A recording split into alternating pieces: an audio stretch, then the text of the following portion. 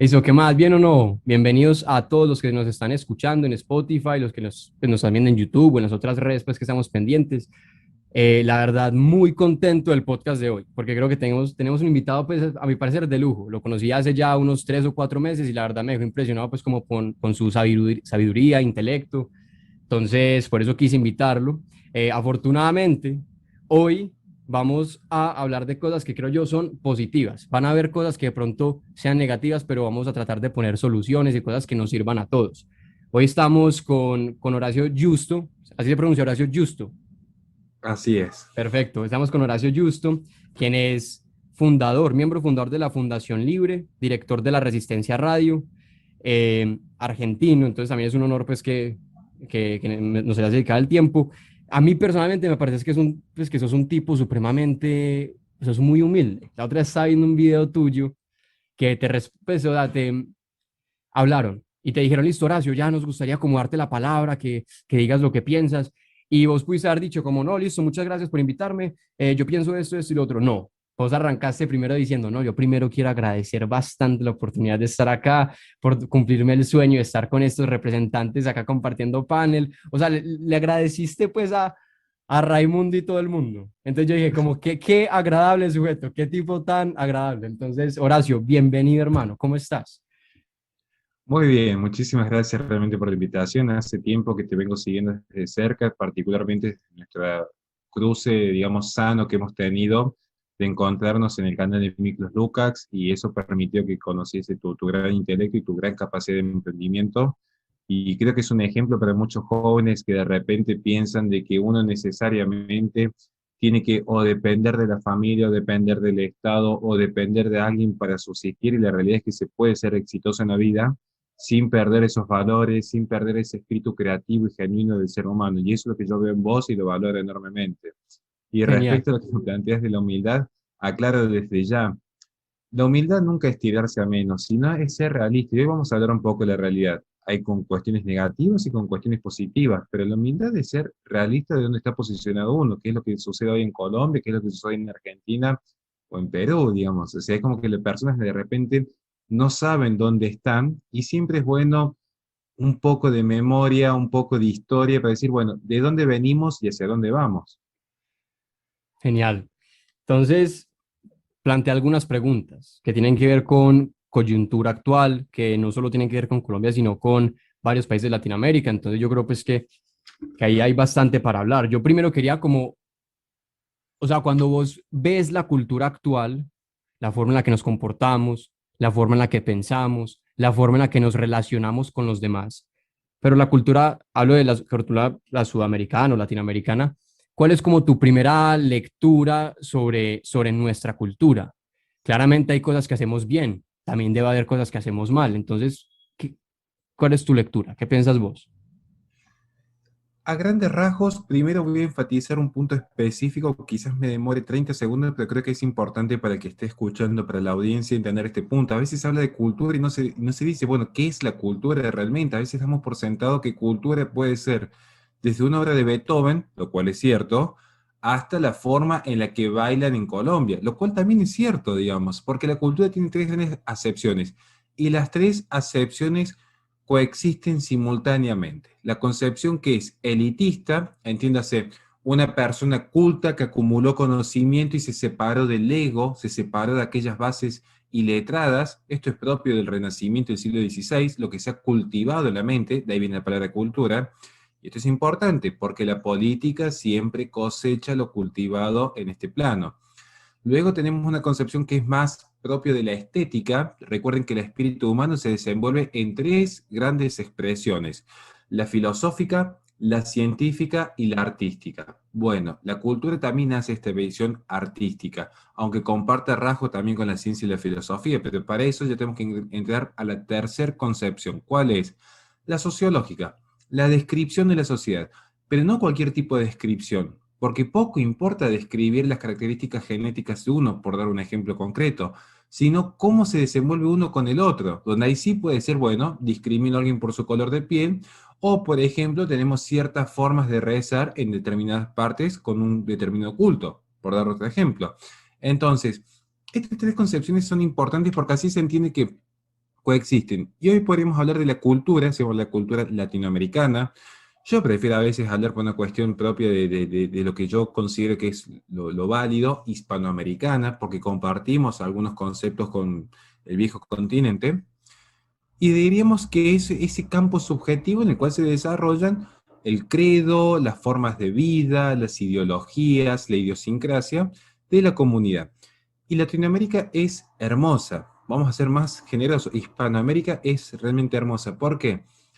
Porque es de las partes en el mundo en donde se puede dar ese concepto de patria grande. Y no en esa versión chavista que tanto daño le ha hecho a la región, sino en ese verdadero concepto de que si uno viaja a Colombia o viaja a Córdoba, Argentina, quizás haya diferencias en las tonadas. Y se note, de hecho, estas son bastante agradables.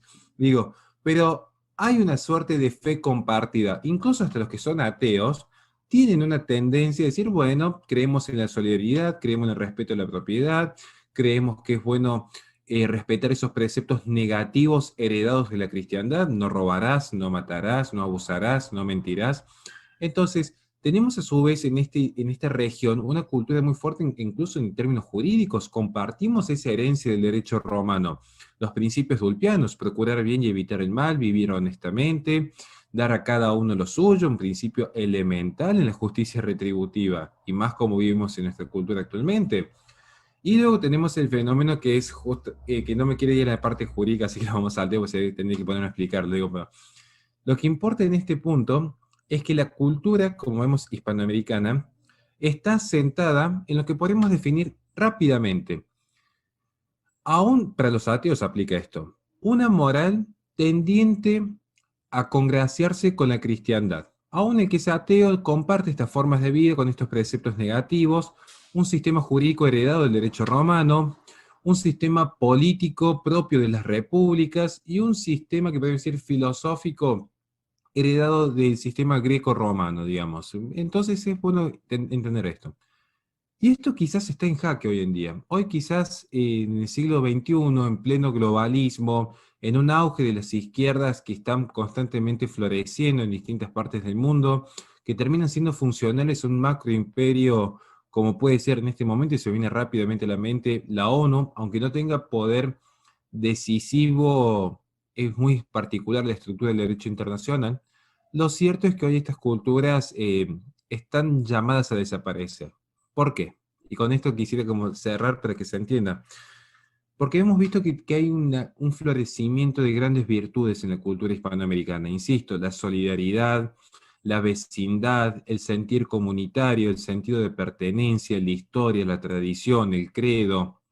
Ahora, si yo me fijo en el siglo XXI y yo veo un ciudadano promedio que haya sobrevivido la pandemia en Colombia, les puedo asegurar que trabaja con su celular, su hogar es una extensión de la fábrica, una extensión de la iglesia, una extensión del gimnasio y consume la misma gaseosa, la misma serie y el mismo entretenimiento deportivo que alguien en Sudáfrica, que alguien en Japón, que alguien en Inglaterra.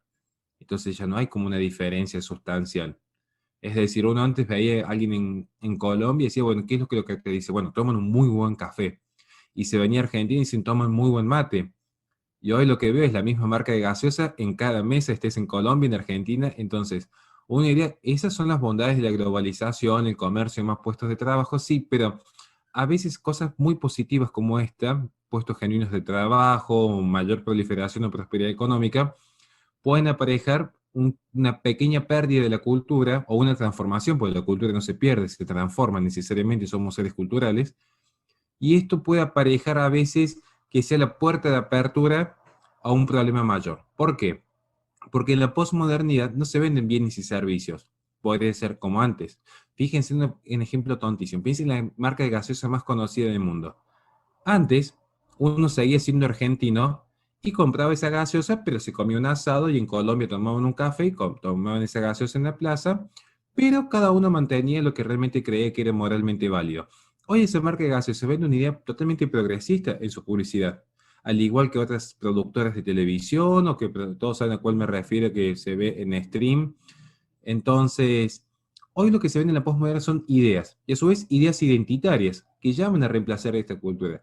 Entonces, ¿qué es lo que sucede? Una cultura totalmente debilitada Es decir, una cultura donde la persona ya no sabe quién es, porque esta es la pregunta de fondo, ¿quién soy? Si uno ya no sabe quién es, ¿qué es lo que es? Una masa totalmente moldeable para el tirano de turno, para la empresa transnacional de turno, para el corrupto de turno. Después veremos quién ocupa este lugar. Lo cierto es que la persona que no sabe quién es, porque forma parte de una masa donde cuando todos piensan igual, es porque nadie está pensando. Y este es un riesgo. Cuando las culturas ya se vuelven tan difuminadas, siempre hay alguien que domine. Naturalmente, es un ejercicio de poder, para bien o para mal. Ahora, cuando ya Colombia vive igual que el argentino, cuando vive igual que el sudafricano, que el inglés, bueno, ¿quién está fogoneando esto? ¿Y quién se beneficia? ¿Qué pasa con una sociedad que no sabe quién es, que ya no sabe cuál es su tradición, su identidad, su patria? Queda a merced, queda el individuo ya sin saber quién realmente va a significar lo que es, porque él mismo ya no puede dar una respuesta. No me quisiera extender, pero creo que para esa es mi lectura. Es una cultura muy sana la hispanoamericana, una cultura próspera. Ustedes ven un ejemplo concreto, a veces parece que alguien se enamora de otras culturas porque se vende esa moda, pero ustedes piensen que la cultura hispanoamericana llega a América, por dar este ejemplo concreto, llega con universidades, con hospitales, con la Biblia. Otras culturas llegan a Oriente con opio, con guerras. Entonces, uno tiene que decir, bueno, hay que poner todo en balanza, no solo la propaganda que siempre dice que somos del 90º mundo, que Latinoamérica es del tercer mundo, que somos lo peor. No, de hecho yo no creo así. Yo tengo un gran amor propio, entonces creo tanto realmente en el amor a uno mismo que digo, hay que rescatar lo bueno que tenemos. Perfecto. Ahí, como pues vos dijiste, hay unas cosas que son bastante positivas, pues hablaste bien de Latinoamérica, que es algo que no ocurre normalmente. Y también mencionaste algunos aspectos, como que por ejemplo estamos dejando nuestra identidad. O sea, estamos de alguna forma tratando sí, nos estamos moldeando, estamos tratando de copiar algo más que viene de otro lado, que de pronto no comulga con lo que realmente hemos sido históricamente. Entonces, esas cosas que hemos estado haciendo mal, eh, ¿cómo las podemos solucionar? O sea, de alguna forma, ¿cuál sería como la orientación correcta que nosotros deberíamos tener en nuestros hogares, en nuestros comportamientos, que nos lleven por un mejor camino al que tal vez estamos teniendo? Excelentísima pregunta porque muchas veces pasa, y este es el gran desafío de los intelectuales, y aclaro desde ya, yo no soy intelectual, lo repito siempre, yo simplemente soy un comunicador, transmito lo poco que he recibido, aclaro desde ya. Pero el gran desafío es que, si uno se fija, para los grandes intelectuales siempre les es muy fácil describir el problema. Desde Foucault, cuando analiza la microfísica del poder, hasta Gramsci cuando analiza la superestructura, hasta Marx cuando analiza la forma en la que se desenvuelven las relaciones económicas, siempre es fácil describir el problema. El problema es, bueno, ¿cómo prescribo ahora una solución? Porque para criticar, eso sí que es propio de la cultura latinoamericana, el criticar desde la tribuna. Al que está haciendo en la cancha le tiran piedras. Ahora, eso es muy propio, eso también hay que rescatar a veces como esa pequeña piedrita que tenemos en la región.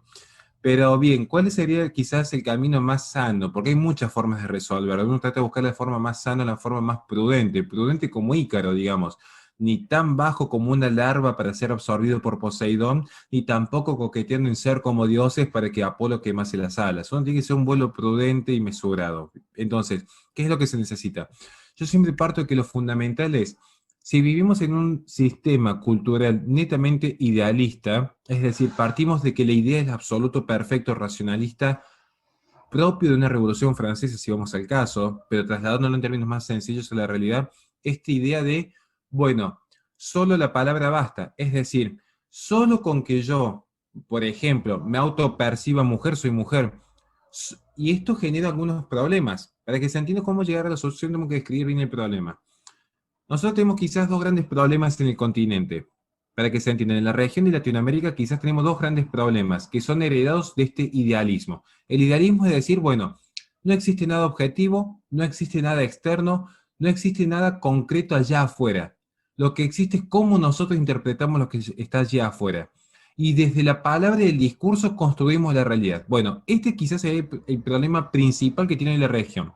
Y esto se expresa en dos grandes falacias. ¿Cuáles son las dos grandes falacias que atraviesa hoy el ciudadano promedio? la falacia de la suma cero y la falacia de la agregación. ¿Qué es lo que es la falacia de suma cero? Porque van a ver que yo hablé en abstracto todo este tiempo, vamos a lo concreto. Falacia de suma cero. Es presuponer que si a alguien le fue bien es porque otro ha sido ilegítimamente desposeído. Ejemplos concretos. Si Pedro Lopera está prosperando en su emprendimiento, es porque seguramente está explotando a algún pobre trabajador. Si Pedro Lopera tiene éxito, por ejemplo, con las mujeres, es porque es un hombre blanco, heterosexual y machista, y están todas las damas totalmente alienadas en este sistema heteropatriarcal. Si a Pedro Lopera le ha ido bien en la vida, es porque su familia había desposeído de bienes a las demás familias en Colombia. Y así funciona la falacia de suma cero. Ustedes fíjense en cómo es el discurso genuino y propio del 99% de la política en esta región. A nosotros nos falta porque alguien nos quitó.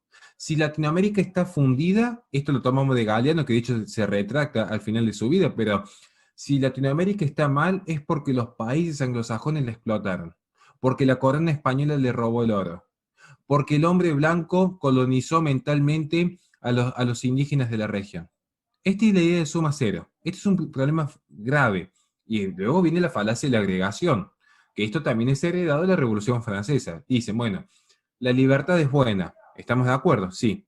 La igualdad es buena, y estamos de acuerdo. Y la fraternidad es buena, sí. Bueno, agreguemos. Es como que yo dijese, bueno, comer un alfajor es bueno, usar el celular es bueno, andar en bicicleta es bueno. Entonces yo agrego todo. Y mientras estoy usando el celular voy comiendo el alfajor mientras manejo la bicicleta en una avenida. Y no sé si será tan bueno agregar todo al mismo tiempo. Esa es la falta de prudencia. Entonces, este es el problema del idealismo, creer que todo desde la razón se va a arreglar. Tenemos un problema con la democracia, ¿cómo se soluciona? Con más y mejor democracia. Tenemos un problema con la izquierda, ¿cómo se soluciona? Profundicemos y radicalicemos la izquierda. Tenemos un problema con el socialismo, ¿cómo se soluciona? Bueno, mayor justicia social, mayor distribución de bienes, mayor socialismo para la región. Entonces, esto, ¿qué es lo que genera? Una idea, me parece que es exagerado. No es tan exagerado si uno lo hace el siguiente fenómeno. Colombia durante su tiempo, durante mucho tiempo, agregó ideas. Nunca se definió, ni de izquierda ni de derecha, nunca se definió. Entonces, agregaba ideas de izquierda, después agregaba ideas de derecha y así. Entonces era una tibieza, porque era un poco de agua fría con un poco de agua caliente. Por un momento parecía que tenían políticas de derecha, pero al mismo tiempo tenían sus acuerdos con la FARC. Chile, el mismo fenómeno. Durante mucho tiempo coqueteó en esa tibieza. Entonces, no era un chavismo puro y duro como en Venezuela, porque Bachelet estaba muy lejos de ese fenómeno para ser objetivo, pero tampoco era continuar con las políticas heredadas del régimen de Pinochet. Entonces, era una tibieza. Argentina es caso paradigmático con la era de Macri. Y así vamos a ver que siempre está este problema en la región, y bueno, agregamos. Entonces, está este péndulo. Por momentos políticas de izquierda, después políticas de derecha, y van así pendularmente generando una tibieza, agregando cada vez más conflictos. Porque este problema se empiezan a agregar cada vez más conflictos. Se agregan cada vez más problemas en vez de decir, bueno, frenemos, mesuremos, controlemos la revolución constante. Hoy Colombia está en una revolución. Hoy Cali y Bogotá están inmersas en una revolución. Y este es el problema de fondo. ¿Por qué? Porque hay un problema, entonces vienen la gente, por dar un ejemplo, aquellos que emulan ciertas prácticas de Black Lives Matter, aparecen ciertos activismos ecologistas, aparece un reclamo que podría ser legítimo de los docentes, se acumula el reclamo de las feministas, empiezan a acumularse, y se acumula, y se agrega, y cada uno cree que agregando sus conflictos al conflicto principal va a solucionar el conflicto, en realidad lo están profundizando cada vez peor, y ni hablar si consideramos ciertas cuestiones con Venezuela que tiene su injerencia, dicho sea de paso. Entonces, este es el gran problema de la región. ¿Cómo se resuelve? Con realismo. ¿Qué es lo que implica el realismo? Desprenderse de la idea de que las ideas del hombre son perfectos. Las ideas del hombre son imperfectas, porque el hombre es imperfecto, posee una naturaleza caída. Entonces, acá aparece la mesura de Edmund Burke. Edmund Burke, cuando escribe Reflexiones sobre la Revolución Francesa, es muy similar a cuando Roger Scruton escribe luego sobre el Mayo francés. Un automóvil no se maneja solamente con el acelerador. Parece una obviedad, pero si fuese tan obvio no lo tendríamos que estar explicando. Un automóvil no se maneja solo con el acelerador. Entonces, es prudente y es sano en algún momento frenar y decir, bueno, antes de salir a reclamar, antes de salir a quemar una ciudad, antes de salir a creer que yo tengo más derechos, decir primero, ¿de dónde surge la idea de que yo tengo derechos? Porque esto parece muy tonto lo que estoy planteando, pero es el pensamiento promedio. La gente automáticamente dice, yo tengo derecho a. Y uno le dice, bueno, primero, ¿qué significa la palabra derecho? Si no me podemos definir eso, ya tenemos un problema para después legitimar tu reclamo. Es decir, yo tengo derecho a un chocolate y alguien dice, bueno, ¿qué es un chocolate? Ah, no sé. Entonces, ¿por qué estoy pidiendo a los gritos un chocolate? Y uno cuando empieza a indagar se da cuenta que no existe tal cosa como los derechos. En todo caso hay prerrogativas naturales por nuestra esencia, por nuestra dignidad como ser humano, donde uno especula que sean respetadas por terceros. Y aparece un sistema de convivencia. Ahora, si yo parto de la base de que, y esto es propio de la sociedad posmoderna, de que yo tengo derecho a ser feliz, yo tengo derecho a desarrollarme y ser quien desee ser. Yo tengo derecho a la libertad plena, porque en última instancia se traduce en esto. Ese de ser quien vos quieras ser es libertad plena para hacer lo que quieras. El discurso es hermoso. Ahora, vamos de vuelta. En un sistema de la falacia de suma cero, como es el imperante, si yo no soy quien quiero ser, por ejemplo, millonario y hermoso, es porque alguien me quitó la plata y otro me quitó la belleza. Por lo tanto, el que me quitó la plata me tiene que pagar la cirugía estética para yo ser hermoso. Y así funciona este sistema. ¿Cuál es la respuesta? Ser realista. No existen tales cosas como el derecho a ser quien vos quieras ser. Existe en todo caso la especulación y la expectativa de que los demás no interfieran con tu proyecto de vida, de que los demás no interfieren sobre tu libertad negativa. El hands-off, el no matarás, no abusarás, no mentirás, no dañarás, que es el cuarto principio de Ulpiano que lo había querido guardar para esta etapa. Digo, esto es fundamental. El abstenerse de dañar a otro es el principal motor de la convivencia pacífica. Y ahí se van a dar cuenta que uno cuando realmente dicen, ¿por qué tendrías más derecho, por ejemplo, a ser rico? Si la gente en el mercado no está dispuesto, por ejemplo, a pagar más por tu servicio, porque simplemente tiene la libertad de, como yo con mi hija, cuando yo elijo comprarle un juguete a mi hija en un lado y no en otro, no es solamente por el precio, es por un montón de factores. Si le gusta a ella, si me gusta a mí, porque a veces quiere ayudar. Yo de hecho soy de los que compran juguetes artesanales para ayudar, aunque sean más caros, al que está emprendiendo. ¿Por qué le voy a comprar una empresa multinacional? ¿Por qué voy a, se entiende? Yo, por ejemplo, no compro productos chinos. ¿Por qué voy a comprar un producto que está siendo financiado con mano de obra esclava en Oriente? Prefiero pagar un poco más y darle trabajo a los que tienen a los empleados en buenas condiciones dignas. Entonces, esto es importante, porque esta es la respuesta, ser realista. ¿Cuál es la realidad? No existe ese ser que te viene y te dice, tenés derecho a ser quien vos seas. Sos un ser humano igual que el resto. Y cuando vos ves esa paridad con el otro, te vas a dar cuenta que no es legítimo esclavizar al otro para que satisfaga tus deseos. Porque todos son válidos. Entonces, ¿cuál es la mejor forma? La coexistencia pacífica. Respetar las libertades negativas y entender que las soluciones, y esto, con esto cierro, así como uno está pidiendo realismo, también la solución es comunitaria. Dejar de esperar que el presidente que haya que está arriba, que no sabe ni cómo se llama uno, nos vaya a dar las soluciones. Las soluciones empiezan con la vida comunitaria, que son los que no dejan al individuo desnudo frente al poder político. La fe, la familia, la vecindad. Allí va a estar la solución. No hay necesidad de decir, bueno, espero que el que está allá arriba me solucione los problemas y yo sigo acá atomizado en mi habitación, encerrado en mi habitación, trabajo desde la computadora, me entreno con los videos tutoriales de YouTube, estudio desde las clases de Google Meet y hago todo acá encerrado en mi habitación y no salgo de acá. Eso no creo que sea la solución, sino salir, vivir, darse cuenta de que el que está allá arriba no le interesa en lo más mínimo lo que le pase a uno, entonces ¿de qué depende de uno? Solidarizarse en forma libre y voluntaria con el que está al lado y organizarse, porque eso es lo que está buscando el sistema, que sean todos una estructura como en 1984, así compartimientos estancos, donde uno ya no tiene relación con el otro, entonces uno ya no se puede salir a rebelar con el otro, uno no puede reclamar con el otro, uno no puede hablar con el otro. Está todo llamado a la atomización. Bien, entonces, ¿qué pasa? Cuando esto no se focaliza bien, estalla. Como estalló en Colombia, más allá que hay un conflicto político de fondo, pero la sociedad estalla, porque el ser humano naturalmente es un ser social, no está diseñado para vivir en forma estanca, como pasa en un mundo feliz, como pasa en tantas obras distópicas que es lo que se está viviendo ahora.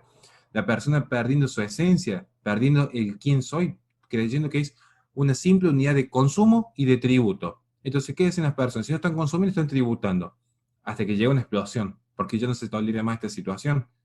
Entonces, para evitar esto, realismo, volver a las bases, volver a la vida comunitaria, a la vida sana, a la vida prudente, donde si uno realmente quiere que le vaya bien en la vida, antes de andar reclamando más derechos, que salga simplemente a trabajar en forma genuina, genere sus propios emprendimientos y entienda que así como uno discrimina, porque es una realidad, así como uno discrimina y dice, yo esto no lo quiero consumir, esto yo no lo quiero hacer, habrá gente que también diga, bueno, yo a esta persona no la quiero contratar y está en su derecho.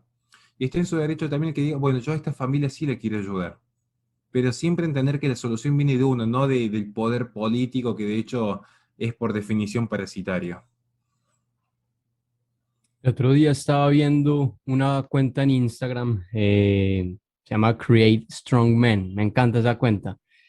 Vos estabas hablando, por ejemplo, que la fe, que la familia son cosas importantes y algo que me conectó con esa página porque esa página le gusta volver mucho a lo básico, o sea, literalmente te dice como, haz ejercicio, ten una familia, monta un negocio, o sea, es como ese tipo de lo que vos decías, lo básico, parece como ese tipo de acciones sencillas que sí están a nuestro alcance, pero que tienen un impacto muy profundo.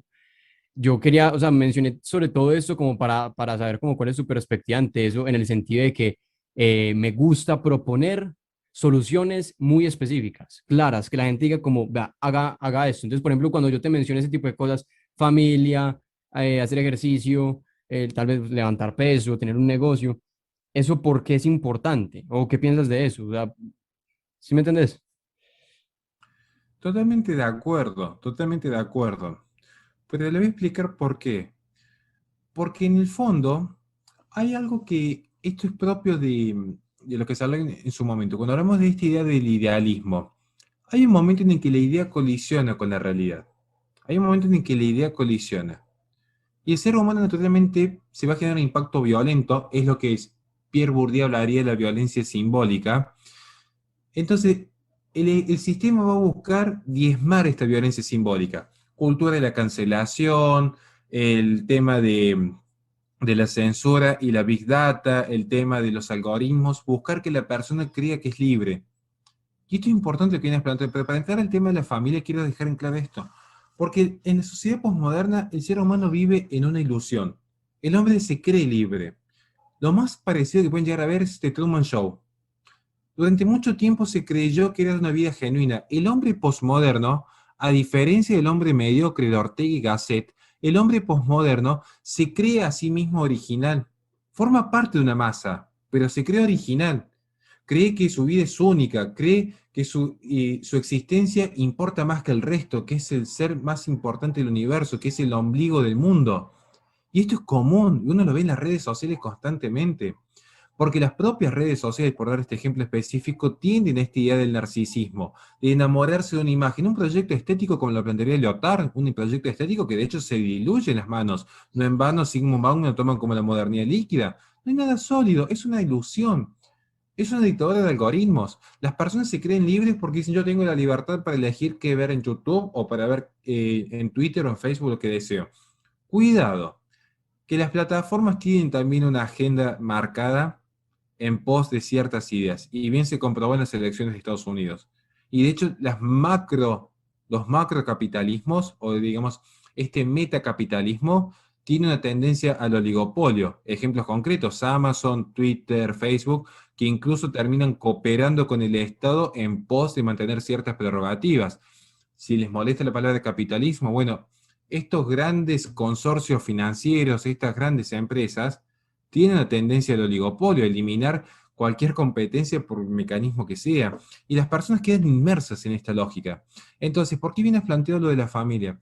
Les puedo asegurar, si les puedo asegurar ya saliendo a medio intelectual, yendo a la experiencia, no van a encontrar mayor verdad allá afuera que la que van a encontrar en su hogar. Digo su hogar y no su casa, porque yo soy un gran escéptico de este modelo que se apunta con el 2030 de las personas trabajando y viviendo y consumiendo y tributando desde el hogar. Hoy todo es por internet. se pagan impuestos por internet, se hacen trámites por internet, se compra por internet. A ver, algunos no han sabido sacar ventaja. Yo, de hecho, vivo de lo que me genera YouTube, por dar un ejemplo, con mis 3 canales, digamos. Entonces sería como un poco hipócrita de mi parte quejarme de esto, pero lo que sí quiero marcar es, en el hogar, que no es solamente las 4 paredes de concreto, sino en el hogar que es la relación con los hijos, particularmente, les puedo asegurar que hay más verdad allá afuera con los hijos que con las miles de horas de entretenimiento que pueden tener ustedes en el mundo virtual. Y se los puedo asegurar, porque es algo real y concreto el hijo. En el mundo virtual, el canal de Pedro Lopera o el de Horacio Justo, mañana simplemente por una decisión discrecional de algún directivo puede desaparecer. Y nosotros sabemos que en este mundo nosotros no somos los dueños del medio de producción ni cerca. De hecho, seguimos los empleados, si vamos al caso, y empleados por comisión encima. Entonces, nosotros sabemos que las reglas son así, las aceptamos, nos arriesgamos, es lo que creemos, digamos, creemos que este es el camino, no depender de nadie y buscar nuestro destino. Ahora, lo cierto es que si a mí, yo, Horacio Justo, en diciembre me llevan a Colombia a hacer una gira y a presentar mi libro. ¿Por qué me llevan? Por mi libro, porque me conocen. Y cuando me llaman a dar una conferencia, ¿por qué me llaman? Bueno, por mi trabajo en la fundación. Y cuando me llevan a un canal de televisión y por lo que estoy generando en la radio aquí en Córdoba. O sea, siempre estoy en función de... Es más, cuando me llevan a competir en una competencia de artes marciales, es por cómo peleo. Porque si no fuese bueno, no me llevarían. Hay un solo lugar en el que va a haber una persona que siempre me va a aceptar independientemente de mis caídas, que es mi hija. Entonces ahí está la verdad. Porque yo no estoy en función de lo que hago, sino en función de quién soy. Por eso a mí cuando me preguntan, ¿cuál es tu currículum vitae? ¿Quién sos? Pues yo soy el papá de la niña más linda del mundo. Ese es mi currículum. ¿Qué le interesa a la gente qué estudié, cuánto escribí, cuántos reconocimientos tengo, cuántas veces estuve becado en Chile? Eso es una cuestión accesoria, eso no me define quién soy. Porque yo sería igualmente de feliz con o sin eso. No, ahora, cambia la fórmula si yo saco a mi hija. Ahí sí que cambia la fórmula. Pero el resto es accesorio. Por eso yo le digo a la gente, ¿realmente quieren vivir en libertad? Hay un mundo que te está ofreciendo libertad. Hay un mundo que le dijo a las mujeres, bueno, emancipate fisiológicamente, emancipate políticamente, emancipate económicamente, sé libre. Y vino la revolución sexual, y vino un fallo financiado por la Fundación Playboy, y le dijeron a las mujeres, sé quien vos desees, crecé. Le dicen, vos tenés que aspirar a más económicamente, vos tenés que aspirar a más políticamente. Libérate del hogar, libérate del yugo de los hijos, porque los hijos te arruinan el cuerpo, porque ya de repente no vas a poder dormir de noche, porque ya de repente los hombres no te van a ver como te veían antes, porque los hombres ya no te van a desear. Libérate de todo esto. Y de hecho es la persona más esclava de todas. Viene si no el final de Shulamit Firestone. Cuando yo digo que llegan a los 42 años con un ataque depresivo, con 40 gatos alrededor, tomando clonazepam y totalmente solas, no es una caricatura, es una realidad de cómo han terminado muchas feministas que lamentablemente han fallecido y se encuentran sus cuerpos 2 meses después porque se ve que no las quería nadie. Entonces, ¿qué es lo que uno apunta? No es denigrar el trabajo, pero tampoco caigan en la lógica de decir, vivo para trabajar. Trabajen en forma digna para vivir dignamente, porque es algo digno realmente llevar el pan a la mesa con el sudor de la frente. Ahora, no caigan en las lógicas de decir, solo el mercado me va a salvar, porque ni el mercado ni el Estado, porque el mercado y el Estado lo ven a uno como un elemento más en la estructura. Esto es lo que generó la filosofía en el siglo XX, el estructuralismo. Cada ser humano ya no es un homo deus, como dijo el antropocentrismo. Es una larva más. Está allí un engranaje. Desaparece el engranaje y viene otro. Así de sencillo. ¿O acaso alguien conoce un club de fútbol donde se fue un jugador de fútbol y dice, bueno, ahora cerramos el club porque este club ya no puede seguir existiendo sin este gran jugador? Dejó de meter goles, bueno, le cuelgan la camiseta, lo aplauden un rato y el mundo sigue girando. Pero ese jugador, cuando se apagaron los gritos de ovación, se acabaron las fotos, le quedó la familia. Y eso es lo que le va a quedar a cada uno al final del día. Entonces, no es degradar la propiedad privada. De hecho, Russell Kirk, un gran conservador americano que yo admiro muchísimo, sostiene, no hay libertad sin propiedad privada, naturalmente. Ahora, todo en su justa prudencia, todo en su justa medida. Por eso insisto, en un mundo que le está diciendo, todos los sistemas le están diciendo, no te reproduzcas, la Agenda 2030, los mitos del ecologismo, los mitos del feminismo, las grandes empresas están diciendo, no te reproduzcas, no tengas hijos, dedícate a producir, dedícate a crecer económicamente. Miren, si todos están pensando igual es porque nadie está pensando. Quizás al menos reflexionen y decir, ¿qué pasaría si me animo a romper un poco el sistema? A depender de mí mismo, a formar mi familia, a saludar al vecino, a tomar mates con mi madre. Quizás la situación empezaría a cambiar de a poco. Y les puedo asegurar que el ejemplo arrastra. Les puedo asegurar que el ejemplo arrastra completamente. Me gustó. Horacio, pues en los días recientes pues hemos visto varias manifestaciones en Colombia que han generado mucha incertidumbre. Hay personas que tienen como una sensación de caos, unos afirmando que el gobierno los está matando, otros afirmando que hay infiltrados, rompiendo sus negocios, destruyendo su hogar, su transporte público, o sea, como casi que acabando la vida de ellos, pues, o por lo menos todo lo que está alrededor de ellos. Y las redes han estado muy activas, repito, con esa sensación de caos y de desorden. Y, y antes de que ocurriera esto, yo ya estaba pensando que en Colombia vienen tiempos complicados. ¿Por qué? Porque yo soy muy creyente de esta idea, la de hombres fuertes, tiempos difíciles crean hombres fuertes crean tiempos fáciles y tiempos fáciles crean pues hombres débiles. Y creo que estamos en este momento en el punto como de los hombres débiles. Si bien Colombia nunca llegó a gozar del alto desarrollo de muchos países en el mundo, si no es mi generación, si es una generación que creció con mejores oportunidades que las de mis padres. Te voy a poner un ejemplo. Yo he logrado ir al colegio sin ningún problema y afortunadamente todos mis compañeros del colegio están vivos. Mi papá creció en la época de Pablo Escobar. Para él y además en Medellín, ¿sabes? Somos acá de Medellín. Para él era normal llamar a mi mamá a decirle, mi amor, ya llegué a mi casa, no me cogió ningún bombazo, nadie me mató, llegué a mi casa y a mí nunca me ha tocado decir como ese tipo de cosas. Entonces, a ellos les tocó un poco más duro que a nosotros. Hoy estamos viendo una época más fácil y como creo en ese orden que te conté, creo que vienen tiempos difíciles. Entonces, conociendo que vienen tiempos difíciles, me gustaría que vos de pronto nos dieras recomendaciones acerca de cómo podemos vivir de una forma en la que podamos mantener un poco más de control en nuestra vida, en la que sintamos que las cosas van un poco mejor, en las que podamos aportar a mi familia, a nuestra comunidad, a la ciudad, al país, o sea, como algo que podamos nosotros como individuos, o sea, yo como o sea, como un joven que no tiene una posición jerárquica en alguna institución, yo, ¿qué puedo hacer para que las cosas sean mejor? Excelentísimo, excelentísimo. Y qué fuerte lo que nos ha relatado de la época, una época bastante cruenta, de hecho, para Colombia. Y desde ya te anticipo la invitación a mi canal para cuando quieras contarnos un poco más y poder desarrollar estas ideas con más profundidad. Gracias, Creo que hay una gracias. gran respuesta que has dado. Esto es muy curioso, a veces esto se da en diálogos muy profundos, donde a veces la gente no percibe que las respuestas a veces están dentro de la misma pregunta.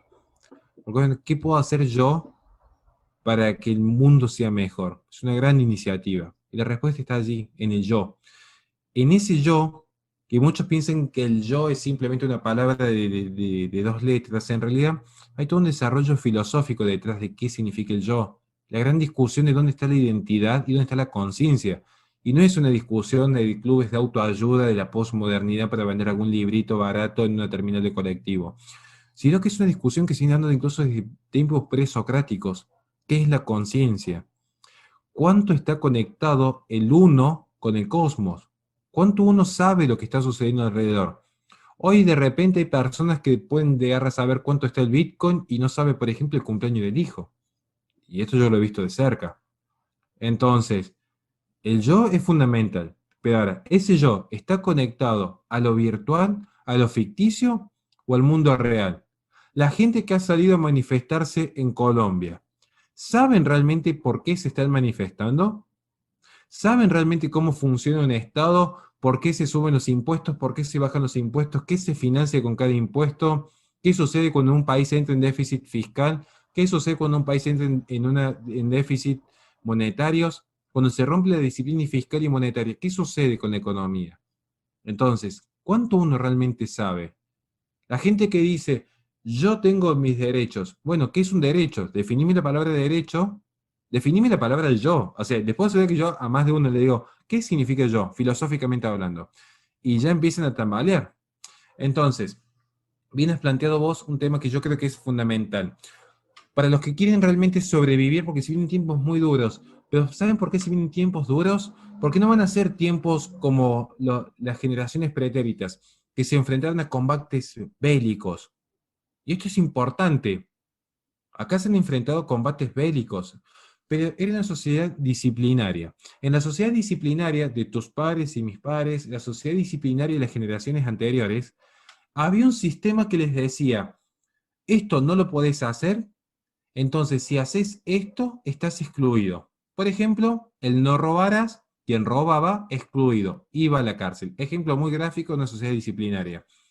No podés decir, por ejemplo, que la Tierra es plana. Si salís a decir que la Tierra es plana, en contra de lo que la ciencia muestra, bueno, sos un loco, excluido del debate. Por dar ejemplos muy sencillos.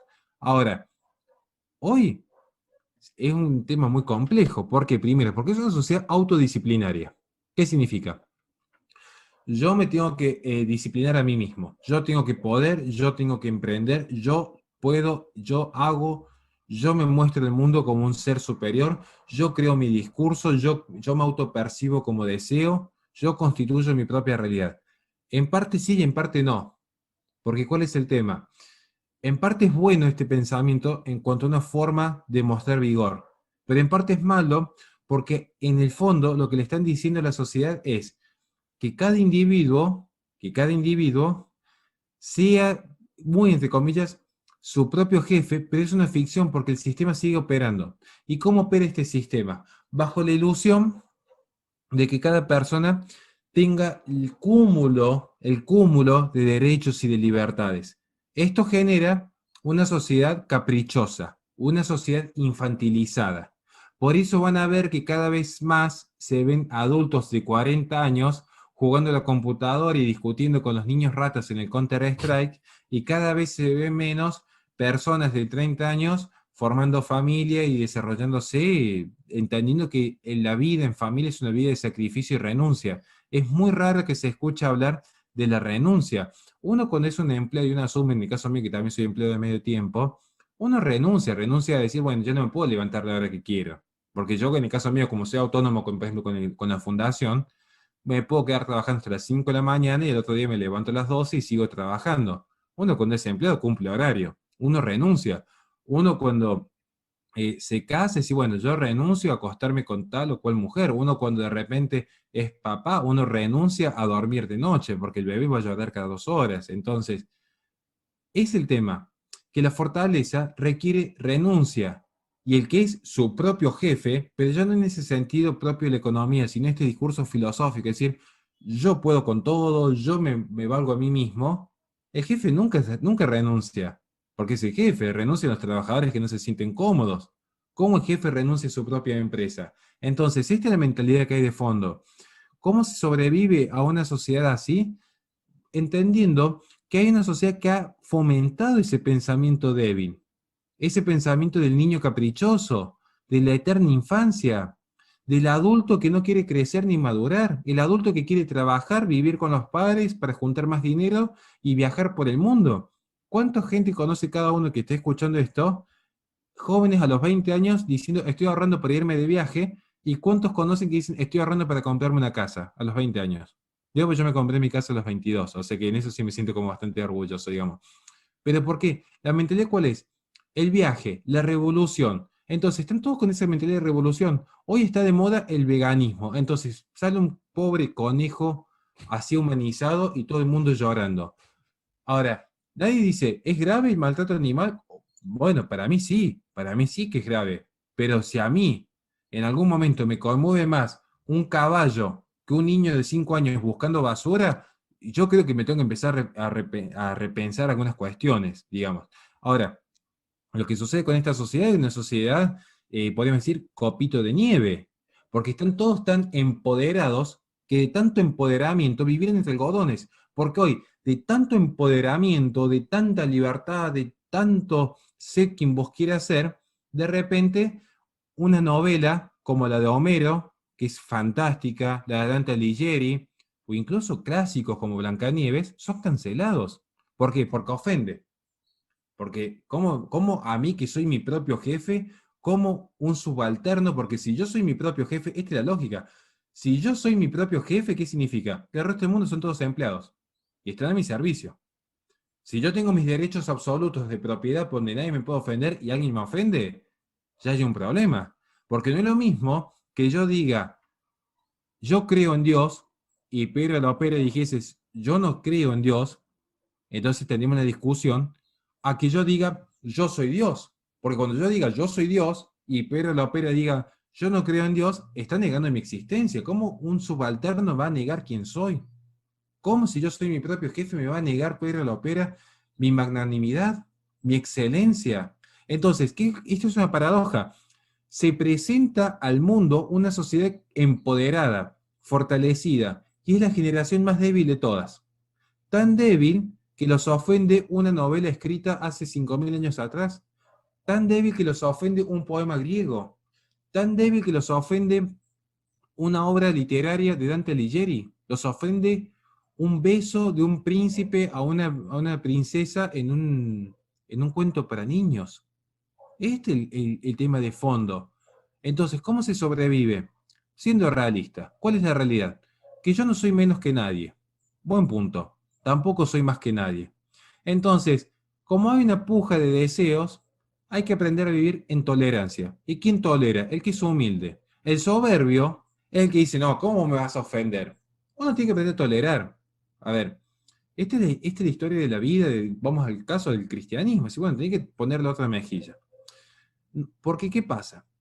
Uno tiene que saber cuáles son los límites. Los límites, vamos de vuelta, es cuando ya empieza el campo de acción sobre el propio ser, digamos. En el no robarás, no abusarás, no mentirás, no dañarás. ¿Se entiende? Ahora, si alguien expresa una idea que a mí me resulta, en el caso mío, ofensiva, entre comillas, porque las ideas no ofenden, lo que me ofendería sería un ataque a mi persona, una difamación, eso sería ofensivo.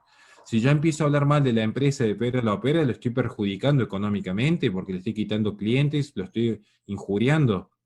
Pero las ideas, si Dios existe, si Dios no existe, si el marxismo es bueno, si el marxismo es malo, no tienen por qué ofender, se tienen que discutir. Entonces, ¿qué pasa? Cuando uno está inseguro, y esto lo se ve en las artes marciales, la persona insegura, ¿cuál es la persona más insegura? La que se sube al ring y empieza a tirar 20.000 millones de golpes, y cuando no pegó ninguno lo abraza el contrincante, porque dice, no le puedo pegar, entonces que no me pega a mí tampoco. Y así funciona la sociedad moderna. ¿Y qué tiene que hacer uno? Prudencia, estabilidad, la fortaleza espiritual, aprender a ser tolerantes, aprender a vivir de lo propio y no de lo ajeno, y no me refiero solo a los que viven del Estado, sino a tener sus propias ideas, no andar copiando ideas que le dijeron de allá afuera, decir, bueno, el colonialismo ideológico, las causas de Black Lives Matter, el feminismo radical, aprender a tener criterio propio, empezar a ver las incoherencias y decir, a ver, está todo bien con ellos, que sigan predicando su progresismo allá, yo formo mi familia, yo tengo mi emprendimiento, yo me llevo bien con mi comunidad, yo me involucro en política porque el lugar que no ocupe uno lo va a ocupar un corrupto, naturalmente, yo me involucro en la vida comunitaria y yo tengo mi fe. A ver, no estoy diciendo que tengan que ser ni católicos ni cristianos, sino tengo un punto moral, algo que me dice lo que está bien y lo que está mal, porque si no caemos en el relativismo y eso es lo más peligroso de todo. Entonces, ¿cuál es la solución para mí para crear hombres fuertes? Que tengan un punto moral que les diga que está bien y que está mal, que se vinculen y sobre todo, y con esto cierro, el mayor consejo que les puedo dar, también por gran experiencia en esto, tengan un para qué morir. Porque es muy curioso, y esto lo tomo en Heidegger. El ser humano en la modernidad le tiene un terror a la muerte, le tiene pánico a la muerte. Y el temor a la muerte no es un tema menor. Es una fuerza muy fuerte en el ser humano el temor a la muerte. A tal punto que fíjense en que el temor a la muerte, en esta sociedad empoderada, libre, autónoma, llena de seres fortalecidos por el sistema político, vino un virus y automáticamente todo el mundo se encerró. Porque había que salvar vidas, ese era el discurso, había que ser solidario. Y no fue ni solidaridad ni salvar vidas, es que tenían miedo a morirse. Si vamos al caso, en Argentina la mayor tasa de mortalidad que se ve es por accidentes de automóviles. Si no, por eso se cierran las rutas o se cierran las calles. Pero esta idea del temor, cuando la gente percibió un temor, cuando la gente sintió que realmente se podía llegar a morir, ¿qué hicieron? Se encerraron. ¿Por qué? Porque esta sociedad fortalecida no puede enfrentar la muerte. Porque uno cuando tiene para qué morir, en el caso mío van a ver que siempre en los videos jamás salgo con una biblioteca de fondo, es siempre con la manito de mi hija y con la cruz. Yo ya tengo un para qué morir. Entonces yo salgo al mundo diciendo, bueno, como tengo un para qué morir, tengo un por qué vivir. Y como yo tengo un por qué vivir, vivo tranquilo. Y yo digo, uy, si hay un conflicto, ¿qué hago? Bueno, me tocará pelear. Pero si me va mal, ¿qué le vamos a hacer? Por lo menos vamos a morir de pie. Y no encerrados. ¿Por qué? Porque ¿quién se encierra? ¿Quién tiene miedo a morir? El que se da cuenta que su existencia es finita. El que dice, he vivido 25 años, tengo un 0 kilómetro, tengo un canal de YouTube con 1 millón de suscriptores, soy famoso y me voy a morir mañana y dice, ¿y qué me llevo de esto? ¿Qué cambio hice en el mundo? ¿Qué le dejo a la humanidad? Porque cuando se enfrentan al último segundo de vida, se dan cuenta que su vida es un pestañeo. Cualquiera que nos esté escuchando empieza y diga, ¿cuántos se acuerdan de su niñez? ¿Cuántos se acuerdan de realmente? ¿Se acuerdan de algunos hechos específicos? ¿Alguna pelea en el colegio? ¿Algún momento lindo con los amigos? ¿Algún cumpleañitos? La vida es un pestañeo. Les puedo asegurar que la vida pasa de forma fugaz. Y uno dice, ¿dónde está lo que he construido? ¿Dónde está lo que hice? ¿Qué le voy a dejar al mundo? Porque todos buscamos la trascendencia. Y de repente dicen, he vivido en forma inmanente. La persona idiota, el encerrado en sí mismo, el idios, la pertenencia a sí mismo en términos griegos. Es decir, ¿qué hice no por los demás? ¿Qué hice por mí mismo? ¿Qué hice para darle un sentido de trascendencia a mi existencia? Y ahí entra el temor. Entonces ahí van a pedir al Estado, a los poderes multinacionales, a las compañías, a quien sean, denme seguridad alimenticia, denme seguridad con el ejército, denme seguridad política, denme seguridad social, denme seguridad sanitaria, porque tienen miedo, porque no pueden enfrentarse al mundo tal como es. Y esta es la historia de la humanidad, pero se profundiza en la posmodernidad, porque acá el hombre se cree libre, y eso es lo peor de todo, que bajo la ilusión de la libertad se instauró la peor tiranía. ¿Quiénes van a resistir? Los que sean realistas, que es un mundo cruel, que es un mundo avaro, que es un mundo desleal, pero es un mundo por el que vale la pena vivir. Y es un mundo por el que vale la pena morir, y es un mundo por el que vale la pena pelear. Entonces, ¿quiénes van a salir fortalecidos? Los que le quieren dejar a las futuras generaciones un lugar mejor que el que les tocó. No van a ser esos que digan, a mí me tocó nacer en Venezuela, qué injusto.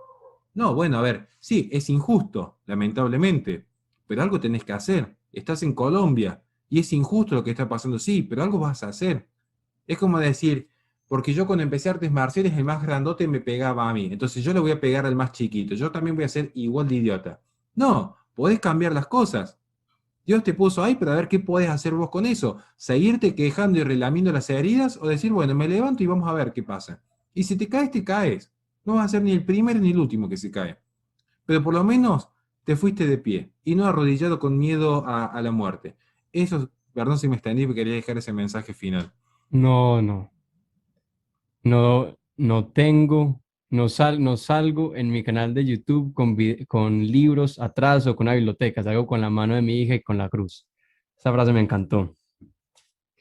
No, o sea, es que la verdad, me voy a tomar el atrevimiento de decirte algo. Yo tuve la oportunidad de visitar Dinamarca en el 2019, a inicios de 2019, y visité una iglesia, obviamente iglesia protestante, pues, pero era hermosa y yo sentí mucha paz allá adentro. Yo te tengo que confesar que sentí en esa conversación el mismo nivel de paz. O sea, hubo momentos de la conversación donde creo que aportaste cosas que a mí me hicieron sentir muy bien y espero pues que las personas que hayan escuchado también. Entonces yo creo que sería arrogancia mía tratar de agregar algo más a lo que vos agregaste.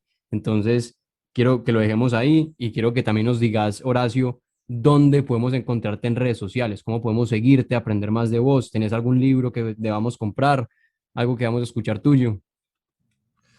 Bueno, en primer lugar, agradecerte enormemente la oportunidad de estar en estos espacios. Insisto, te vengo siguiendo hace tiempo, creo que sos de esas personas que le hacen bien al mundo. Yo soy convencido de que sos, Gracias, hombre. porque siempre insisto, hay muchos que buscan la propia fama, más suscriptores y a veces con mensajes que no son de los mejores. Son pocos los que lo hacen genuinamente y por convencimiento. Y a mí un caballero que se para en la vida convencido de lo que hace ya inspira respeto, porque está convencido. Y la persona convencida les puedo asegurar que es la más difícil de torcer. Así que para mí es un honor haber compartido este espacio. Espero que sea la primera de tantos intercambios que mantengamos y que estés en mi canal. Sobre mis redes sociales, todas son Horacio Justo. Particularmente donde más interactúo, bueno, en Instagram, quien me escribe siempre respondo, naturalmente. Y todos los días escribo alguna reflexión o algo que sea de interés público, trato de actualizarme constantemente. Y en YouTube, Horacio Justo. Así de simple. Y respecto al libro, ya sale a fin de mes. Es sorpresa todavía la tapa, el título, porque se lo he cambiado como 3 veces. Ya está listo para el editorial. Esto sale a fin de mes. Y en Colombia estaremos confirmado a comienzos de diciembre, si Dios quiere, con una pequeña gira por allí. Así que también va a ser sorpresa que la organización y cómo nos vamos a desenvolver. Entonces, a todos los que quieran comprar el libro y quieren aprender más de Horacio, pues ya saben, lo siguen en redes sociales. Por favor, masivamente todos vayan a seguirlo. El libro, o sea, síganlo para que cuando salga el libro, pues se enteren y puedan comprarlo. ¿Y en Colombia dónde vas a estar? Ah, bueno, no, me dice que era secreto. Bueno, voy a estar pendiente entonces para poder conocerte en persona y estar ahí presente. Entonces, Horacio, te quiero agradecer mucho que en vez de dedicarle tiempo, por ejemplo, a tu hija y a otras cosas que de pronto pueden ser más importantes, nos dedicaste hoy tiempo a compartir tus palabras. Gratitud total, te mando un abrazo enorme, espero tu familia esté todo excelente y te deseo y les deseo lo mejor. Muchísimas gracias de corazón, realmente. Dale, pues, suerte.